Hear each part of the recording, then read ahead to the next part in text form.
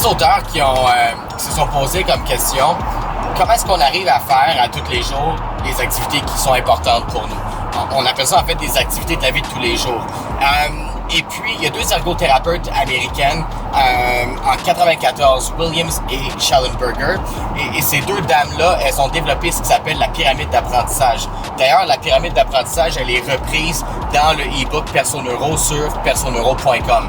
Et ce qui stipule ces deux ergothérapeutes-là, en fait, c'est que pour avoir accès à des activités de la vie de tous les jours qui sont celles qui nous intéressent, il faut se rendre à un stade de développement qui est le stade 4.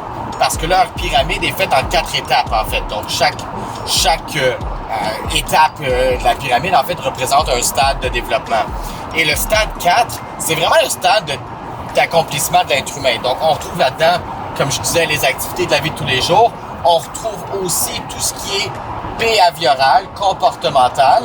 Et on retrouve la notion d'apprentissage. Eux, ils disent apprentissage académique, mais il faut entendre apprentissage dans le sens large du terme.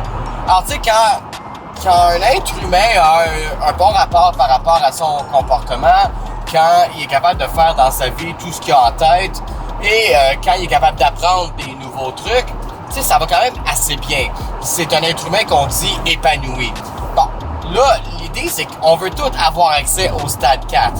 Sauf que le stade 4, pour y arriver, c'est un peu comme un jeu vidéo. Il faut passer par les stades 1, 2 et 3. Donc, avant de sauver la princesse dans Mario, il faut faire les niveaux... les niveaux 1, 2, 3, ça va jusqu'à combien, Guillaume? Si ouais, c'est ça, 8. Il y en a pas mal avant d'arriver à la princesse. Bon, c'est un peu comme ça dans la vie, en fait. Alors, Williams et Schellenberger, à ce moment-là, se sont rendus compte que, c'est leur interprétation que je trouve pas fausse du tout, qu'il y avait 3 capacités fondamentales à développer qui représentaient le stade 1, donc la base de cette pyramide. Et les 3 composantes sont les suivantes. Il y a la capacité à ressentir avec la peau le monde externe, donc on appelle ça le tactile. Il y a la capacité à s'équilibrer dans l'espace qui passe par le système vestibulaire. Et il y a la capacité à se reconnaître nous-mêmes, peu importe le contexte, et ça s'appelle la proprioception.